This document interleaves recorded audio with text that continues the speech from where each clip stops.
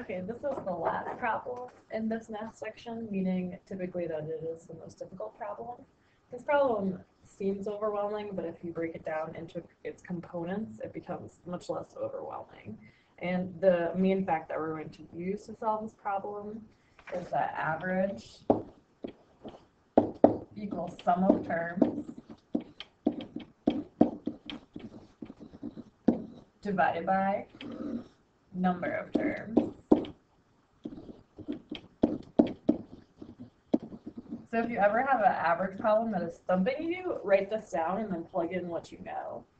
So let's just use this equation, average equals sum of terms divided by number of terms, and apply it to this problem. Okay, so the question says the average, also known as the arithmetic mean, of the test scores of a class of P students is 70. So we can plug that into here.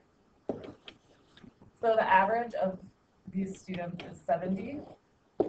And I like to put this over 1 just to make the cross multiplying more evident to me. So the average is 70, and the sum of the terms we'll figure out.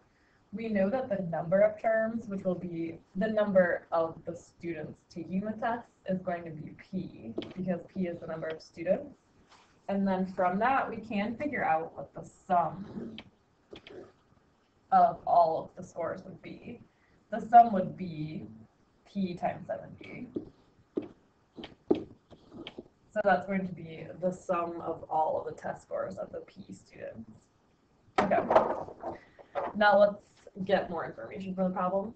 So it says the average of the test scores of a class of N students is 92. Ultimately, they want to know when the scores of both classes are combined.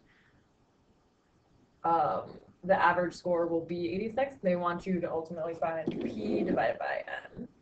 So first, let's take what we can from this part of the problem and fill in our average equals sum of terms divided by number of terms. So we know the average is 92.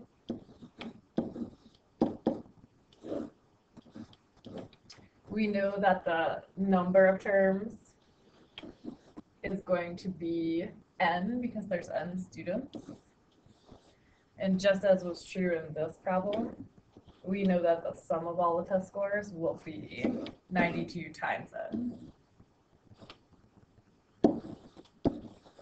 Okay, so now we have information for the two separate classes, and next we just need to combine the information because we know that when these classes test scores are combined, the average score of all students is 86. So let's plug in what we can into this equation. Okay, so the average we have is 86. The sum of the terms we're going to grab from these two individual problems. So the sum of the scores for the class of P students is P times 70.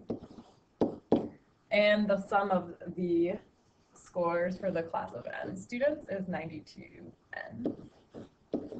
Now, how many students were there?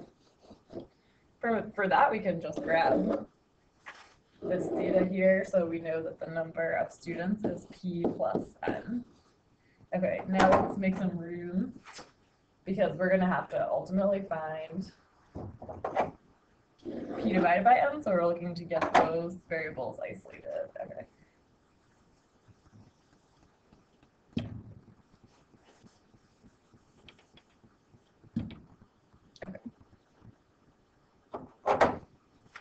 We'll rewrite this so that we can get P and N as close to 1 as we can. Okay. So it's 92N all over P plus N.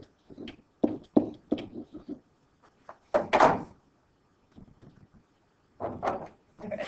So if you're ever having trouble with an average problem, consider putting any number that's on its own over 1, because that will make cross multiplying more evident to you. Okay, so when we cross multiply, we get P70 plus 92N equals 86 times P plus N. I'm just going to take a minute to erase this. Okay. So the next thing we want to do is we want to distribute the 86p plus 86n. And then we just want to bring this down. And now we're just combining like terms. So ultimately we want p divided by n, so let's try and get p on this side.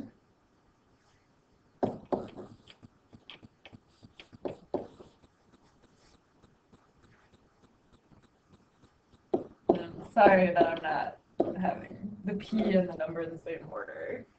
Ideally I would have the number first. Okay, and let's get the m's on one side.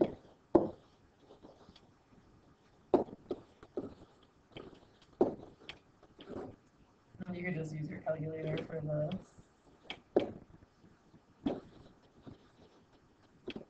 So you end up with 6n equals 16p, and this is where a lot of people get confused. We want p alone, so let's get p alone by multiplying times 1/16, or dividing by 16. So then we have 6n over 16 equals p. And then the tough thing is that now we want to divide by n.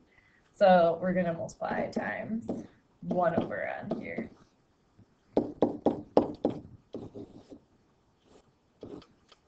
So then we get 6/16 equals p over n.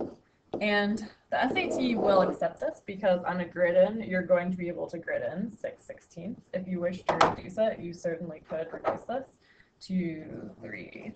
They'll accept either answer.